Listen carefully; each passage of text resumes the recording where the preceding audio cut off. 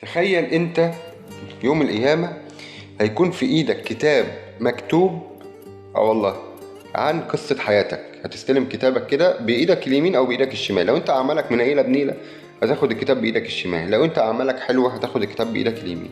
الكتاب ده مين اللي كاتبه؟ الملكين اللي على يمينك وعلى شمالك. كاتبين ايه؟ كاتبين كل اللي انت بتعمله، كلامك، الفاظك، افعالك، كل اللي انت بتكتبه متسجل في الكتاب ده. هتروح انت بقى يوم القيامة هتجري تاخد كتابك بيمينك ولا بشمالك؟ طيب لو خدت الكتاب بيمينك يا بختك. طيب سواء خدت الكتاب بيمينك او بشمالك، انت هتفتح الكتاب وتقراه.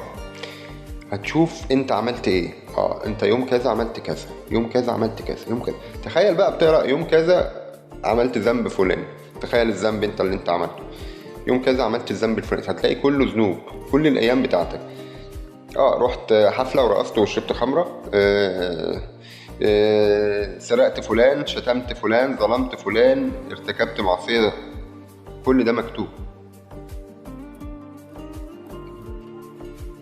طيب مع كل الذنوب اللي انت قريتها دي، انا هقولك على حاجة. حاسب انت نفسك، هتدخل نفسك الجنة ولا النار بعد كل الذنوب؟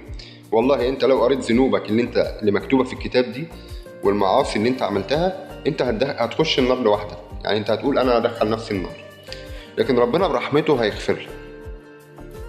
والله ربنا ارحم منك على نفسك.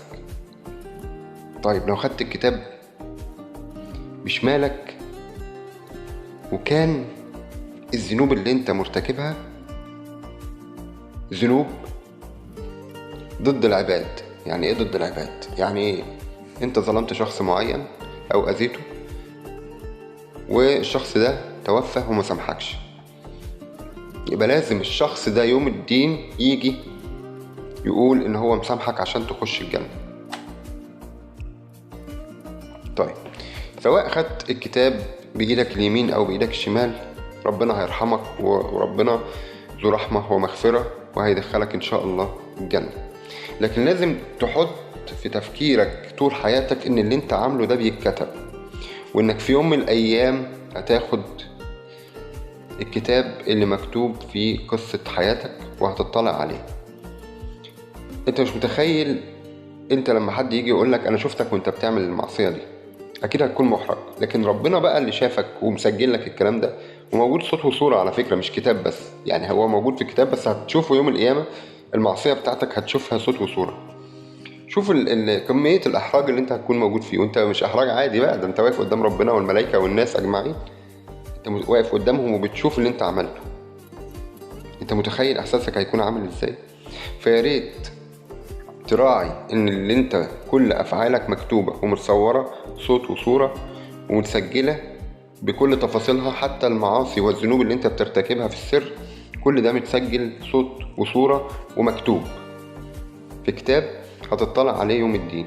لو انت مشيت في حياتك ومراعي ان القصة دي تتكتب بأحسن قصة، وانك يوم القيامة ان شاء الله تاخد قصتك بإيدك اليمين، هتكون سعيد طول حياتك وتريح دماغك. انت بتعمل خير هتلاقي دايما، خلي الصفحة بتاعتك بيضة، خلي صفحتك كلها كلام حلو. ده محمد مثلا يوم كذا عمل خير كذا، محمد يوم كذا. فتخيل بقى انت بتقرا كتابك عشان تبقى فخور بنفسك ازاي، ده غير انك هتبقى مطمن ان شاء الله انك هتخش الجنة. نخلي بالنا من الكتاب بتاعنا.